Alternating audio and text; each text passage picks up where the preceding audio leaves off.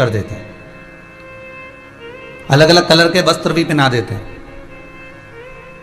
पर कभी आपके घर में जो शिवलिंग विराज रहा है, आपके घर में जो शंकर जी की पिंडी शिवलिंग विराज रहा है, स्वरूप विराज रहा है शंकर जी का, तो कभी आपने उनके कपड़े चेंज करे क्या?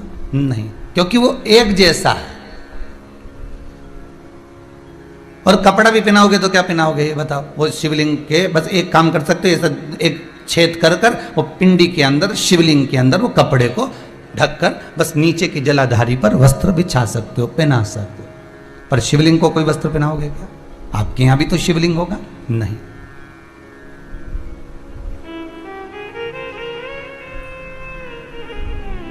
ना वो वस्त्र बदल रहा, ना वो रंग बदल रहा, वो तो केवल एक काम करता है कि उसकी शरणागति में जो आ गया और उसका कर्म का भोग वो देख लेता है कि कितना भोग रहा है, उस कर्म से उसको छुड़ाने का प्रयास कर देता है। ये जो वैश्या है ये सब जगह रही, पर रहने के बाद में आखिरी में जब पहुंची तो उज्जैनी पहुंची। सांदीपनी ऋषि की वो नगरी, बाबा देवादिदेव महादेव की वो धरा, मां छिपरा का पावन तट, अगर ये वेश्या पहुंची तो वहां पहुंची। शिव के धाम में शंकर के दरवाजे पर, चाहे उज्जैनी हो, विश्वनाथ की नगरी काशी हो, ओमकारेश्वर हो, सोमेश्वर हो, केदारेश्वर हो, नागेश्वर हो, त्र्यंबकेश्वर हो, परली बैद्यनाथ हो, बाबा धाम हो या कुबेरेश्वर धाम, शिव के दरवाजे पर व्यक्ति ऐसे जा ही नहीं सकता। शंकर के दरवाजे पर कोई ऐसे जा, क्योंकि शिव कहां का निवासी है? या तो कैलाश पर रहता है या फिर वो शमशान में रहता है। आप बद्रीनाथ चले जाओगे, केदारनाथ चले जाओगे, आप रामेश्वर, द्वारका, जगन्नाथ सब दूर घूमकर रह जाओगे, वृंदावन, गोकुल, बरसाना 50 बार चले जाओगे, सब दूर चले जाओगे। पर आपसे कोई कहे कि आपसे कोई पूछ ले, क्यों जी तुम ये बताओ कि तुम कैलाश कितनी बार गई? तो कोई तुमसे पूछे तो कैलाश हम नहीं गए भैया, वहां तो जाओ तो खूब खर्चा होता है, 1-1.5 लाख का तो टिकट ही टिकट हो जाए, और ऊपर से जो खर्चा है अलग। और खर्चा तो जाने दो, वहां पानी के अंदर सबसे बड़ा टेंशन तो ये, वहां ऑक्सीजन नहीं मिले, निपट गए तो फिर क्या मिलेगा? और फिर कोई ने पूछ लिया, क्यों साहब वृंदावन कितनी बार गए हो? अरे वृंदावन तो हमारे वो जीजी के लड़के के साथ चले गए, तो फिर हमारे मामा का छोरा गया उसके साथ चले गए, फिर हम दोनों भी घूमने चले गए, फिर हमारे बच्चों को भी दर्शन करा, वृंदावन तो हम खूब गए। फिर कोई तुमसे कहे कि तुम उज्जैनी, अर्थात यहां शास्त्र कह रहा है कि शिव के दरवाजे पर जाना बहुत कठिन है। शंकर जिसको बुला ले, शिव जिस पर करुणा कर दे, और शंकर जिसको हाजिरी देकर आमंत्रित कर ले, बस वही केदारनाथ जा सकता है, वही उज्जैनी महाकाल जा सकता है, वही विश्वनाथ की नगरी काशी जा सकता है, वही कुबेरेश्वर धाम जा सकता है, और वही चाहे केदार हो, चाहे ओमकारेश्वर हो, सोमेश्वर हो, नागेश्वर हो, वो वहां तभी जाएगा जब बाबा बुलाएगा। शिव कहते हैं कर्जा हो भी गया तो चिंता नहीं करना, शमी का पत्ता शहद में डुबो, श्रावण के महीने की 10वीं तिथि, कौन सी? श्रावण के महीने की 10वीं तिथि, एकादशी के एक दिन पहले, श्रावण महीने की 10वीं तिथि को शमी के पत्ते को, चाहे 21 हो, 11 हो, 51 हो, उसको शहद में डुबोकर शंकर भगवान के शिवलिंग पर उसको श्रृंगार करो। केवल चढ़ाना नहीं है, जब शहद में डूब जाएगा तो वो चिपक जाएगा। शिव का श्रृंगार करो। क्या होगा इससे? तो लिंग पुराण कहती है, नर्मदा पुराण कहती है, शंकर का जब हम शमी के पत्ते को शहद में डुबोकर श्रृंगार करते हैं, शंकर कहते हैं इसने मेरा श्रावण महीने में श्रृंगार करा है, तो क्यों ना मैं भी इसका धन का श्रृंगार कर कर इसको कर से मुक्त कर दूं, तब कर्जा चुका,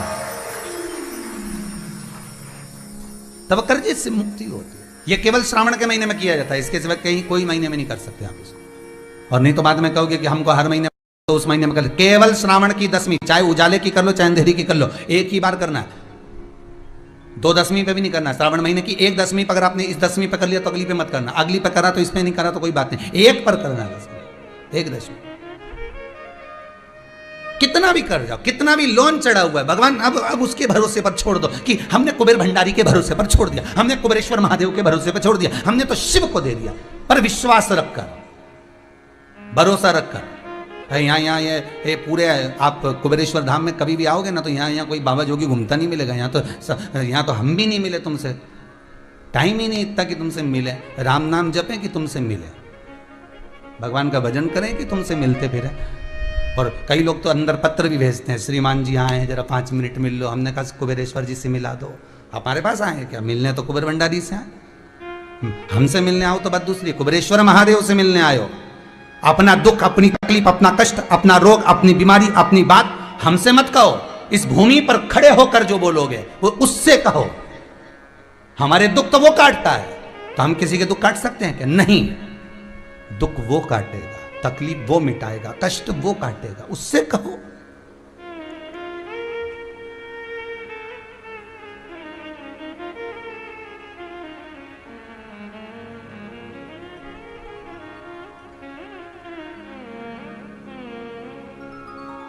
उसके भीतर बात।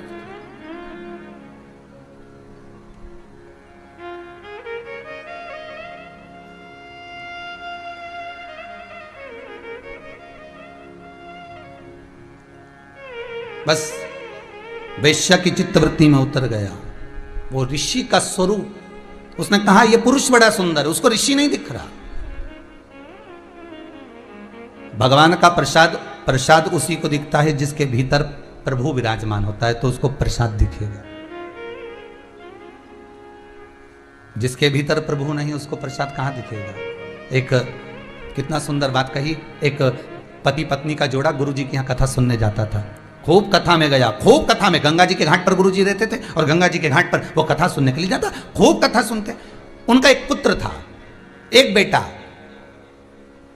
4 बेटे में से एक बेटा ऐसा था जिस बेटे के पांव विकलांग थे, बस घुटने के बल रगड़ कर चलता था।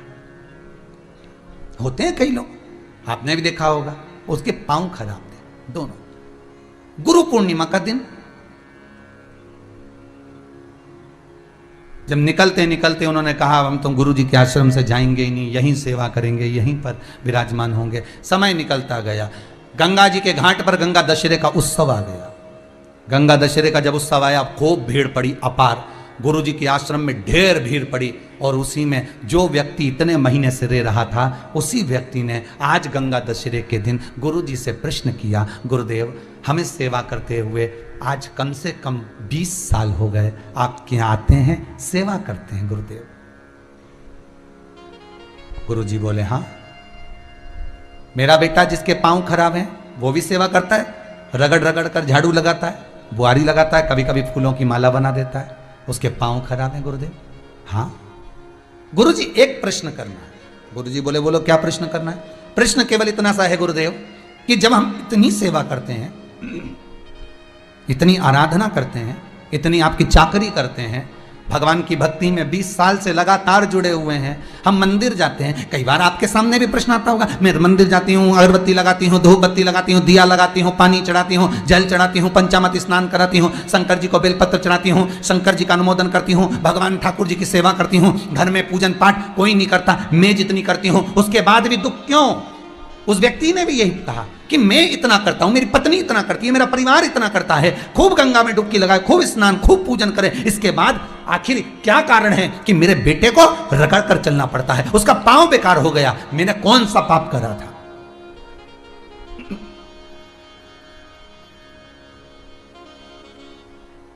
मैंने पाप कौन सा करा गुरुदेव? गंगा के घाट पर आज गंगा दशहरे का दिन है गुरुजी, सत्य बताना कि मैंने कौन सा पाप करा कि मेरे बच्चे को रगड़ रगड़ कर चलना पड़ रहा है, उसका कारण क्या है? इतने में गुरुजी बोले, अगर इतनी पब्लिक में हजारों लोग गुरु दीक्षा लेने आए हैं, हजारों लोग गंगा नहाने आए हैं, इसने एकांत में प्रश्न नहीं करा, प्रश्न भी करा तो इतने लोगों में प्रश्न करा, उत्तर नहीं दूंगा तो आज बात रह जाएगी। अगर अकेले में प्रश्न करता तो मैं उत्तर नहीं देता, क्योंकि इसका दिल दुखेगा। कई प्रश्न चेलों के, कई प्रश्न शिष्यों के ऐसे होते हैं जिसका उत्तर गुरु नहीं देते, क्योंकि गुरु को मालूम है इसका मन दुख जाएगा। सत्य बोलेगा गुरु और मन दुखेगा आपका।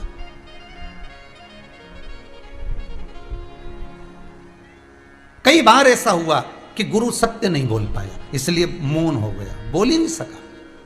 पर आज इतने लोगों में इसने प्रश्न किया, उत्तर तो देना पड़ेगा। गुरुजी ने कहा बात सुन ले अच्छे से, ये तेरे कर्म का भोग नहीं है, ये इसके कर्म का भोग है। जिसके कर्म का भोग जिसको भोगना पड़ता है, किसी दूसरे को नहीं। ये पूर्व समय में एक किसान का बेटा था, ये गांव में रहता था, किसान का बेटा था, बड़ा सुंदर था, बड़ा ज्ञानवान था, बड़ा विद्वान था, किसी चीज में कमी नहीं थी, बड़ा सुंदर, पूरा शरीर अच्छा दिया था भगवान ने इसको। फिर इसके पिताजी खेत में काम करते, माँ इसको रोटी का 2-4 रोटी बनाकर पिताजी के लिए देती, थोड़ा सा अचार रख देती, भोजन सब्जी रख देती, इसको दे देती, सिर पे रख के जाता, पिताजी को भोजन देकर आता। जी गुरुजी। फिर गुरुजी ने कहा, एक बार माँ ने रोटी बनाकर रखी, इसको दी, इसने ले जाकर खेत में रख दी, किसी मित्र से बात करने चला गया, पिताजी को बोलना भूल गया कि भोजन रखा है। फिर गुरुजी बोले, इतने में ये मित्र से मिलने गया, एक कुत्ता आया और उसने उस रोटी को खा लिया, बर्तन को चाटा, रोटी को पाया, रोटी को खाया। पूरी रोटी जब वो खा गया, इसको क्रोध आ गया, ये आया दौड़कर, एक लोहे की छड़ी पड़ी हुई थी, उस छड़ी से इसने कुत्ते के पांव में मारा। वो 2 पांव में कुत्ते के लगा और कुत्ते का पांव टूट गया। वो पूरा जब तक जिया रगड़ रगड़ कर चला, अपने पांव से मोहताज होकर 2 पांव से चलता रहा, 2 पांव रगड़ रगड़ कर अपनी जिंदगी को कोसता रहा। बस उसी कुत्ते की बद्दुआ इसको लगी, उसको चोट दी थी, इसलिए जन्म के बाद इसको चोट मिल गई।